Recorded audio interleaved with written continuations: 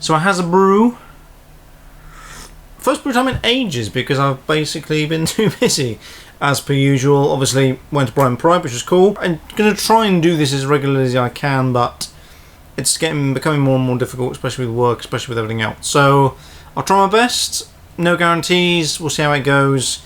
Obviously EGX is coming up, and we'll talk about that later on. So some actual bit of news. So Google announced, I believe it was yesterday, the day before, that it's been headed by a new company called Alphabet Inc.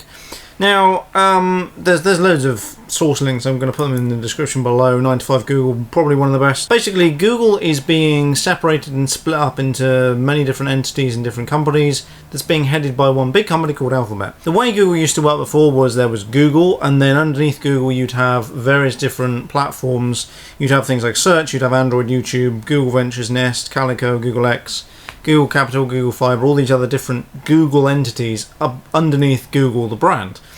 But what they're going to now do is they're going to have Google as the sort of front and center brand, and then underneath Google is going to be mostly the things that make their money, so search, YouTube, ads, all that other kind of stuff, maps, all the kind of stuff that does personal data on a mass scale. Is going to be under the Google brand, underneath Alphabet. But yes, basically Alphabet's going to be the overall umbrella company for a lot of the other companies that used to be part of Google. So Calico, Google X, Fiber, Google Capital, Google Ventures, and Nest are going to be separate to Google itself. They're going to be underneath the Alphabet brand.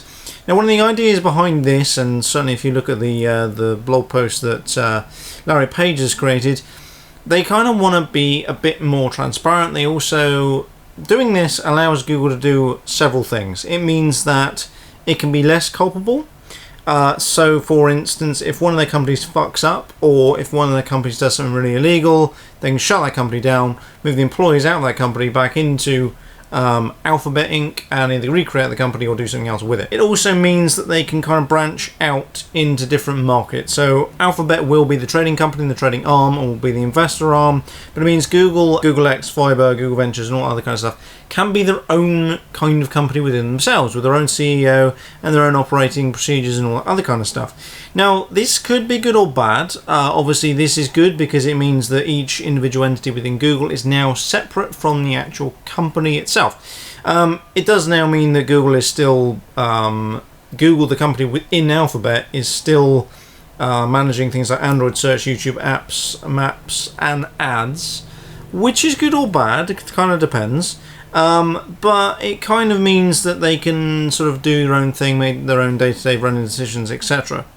It's not really going to make much of a change to the Google branded stuff, so certainly the things that make them money are probably all going to run as one entity anyway. Things like YouTube, Android, search, and ads as a total thing is going to be the same as it's always been. I don't think that's going to change. It does mean that Google now has a new CEO, so Alphabet's now headed up by Larry Page. The CEO for Google is headed up by some other guy, I can't remember. Sundar Pichai? I don't want to try and pronounce his name because it's slightly rude. But yes, it's really cool. I think it'll be a good, interesting direction for Google to go. It's kind of a bit weird, but hey, let's roll with it. Let's see how they go. One of the funny bits was as well, I guess it was a prankster. I don't think it was actually officially Microsoft, but hey, it'd be funny if they actually did. Google's new company called Alphabet Inc. URL is abc.xyz, which is kind of cool. And then someone's registered abc.wtf, and it points to Bing's homepage, which is kind of funny. A couple of the bits of news I spotted in the register today. Intel left a fascinating security flaw in its chips for 16 years. Here's the exploit. Basically, they left a hardware exploit that is so bad and nasty that pretty much it is open to everybody to use. That is like the lowest level you could possibly go. It's below firmware, it's below anything, so it pretty much makes their chips insanely vulnerable. It means you can hack into people's PCs and look at passwords and all this other shit.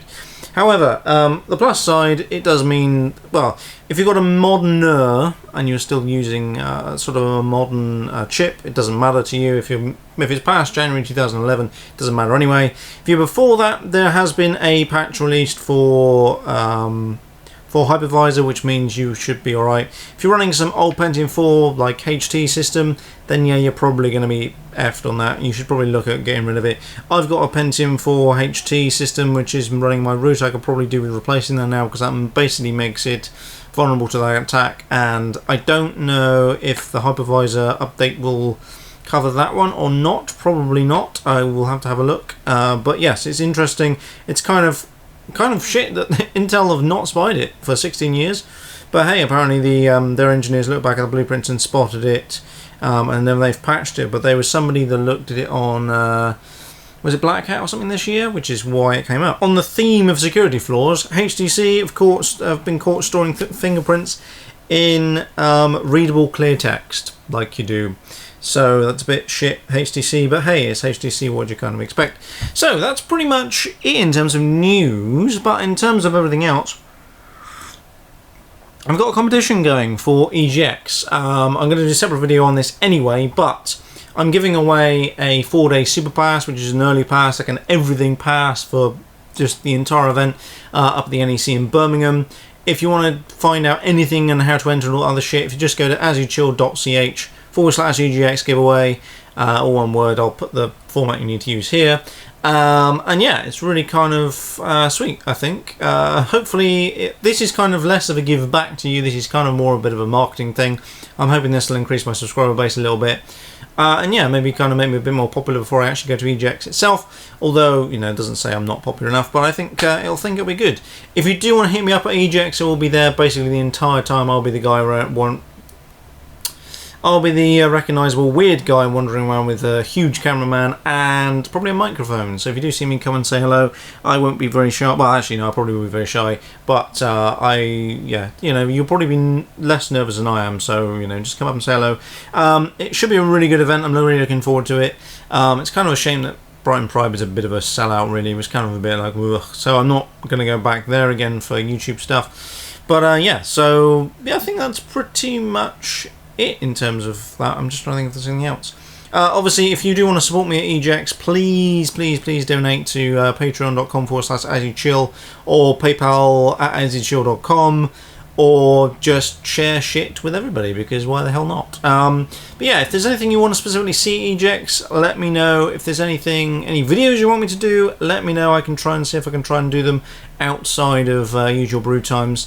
Like I say, I'm really busy, like, all the time. Weekends are pretty much my recovery day to do fuck all game, watch TV, do whatever the hell I want to do.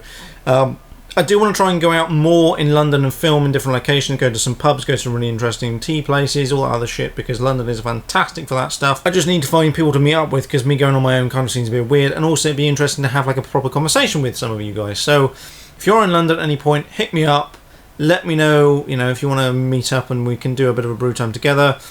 As always, Aaron at asyouchill.com for all that other shite. And obviously, follow me on Twitter, /asyouchill or @asyouchill, and also facebook.com/asyouchill as well. And that is pretty much it. I am looking, the last thing to end on, I'm looking for a designer to redesign my logo and visual identity across the board before EGX. If you are a designer or you have a really fantastic idea, send me some mock-ups and we can talk business and we can talk money and all other kind of crap. Or if you don't want money, that's even better for me. I do want to try and do some t-shirts. I do want to try and do some mugs. I want to try and do some stuff I can give away. I want to do some better business cards this year, because my current visual identity is kind of a bit dated and it could do with being updated to something else. And I don't have the time to do it myself, and I don't really have the creative flair to do it either. So yeah, that's pretty much it. So apart from that, I shall catch you in a later video.